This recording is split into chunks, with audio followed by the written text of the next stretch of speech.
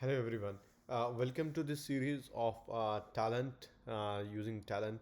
So you might have heard recently Qlik has made it generally available. So what we're gonna do is, if you're interested in working on talent and you want to work just to have a flavor and taste it, so there is a trial available.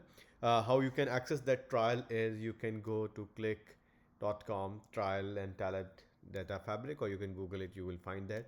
You can fill in your details, and as soon as you do that, you will get a 14 days trial. Okay, so you will get an email, something looking like this. It will say welcome to Talent, and then if you say get started, so if you already have a Qlik account on this particular email ID that you have got, it will automatically, you can log in through that email ID. If you don't, it will ask you create an email ID on Qlik. Just do that, and then you will be landing to this particular page here.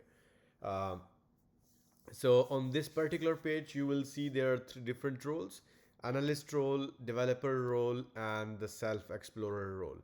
Okay. So these are, and then we have some resource libraries and some other things. So what we're gonna do is, in the next lectures, we're gonna go the analyst, which is more like talking to the cloud side. So we're gonna cover that particular portion in our trial. So stay tuned for more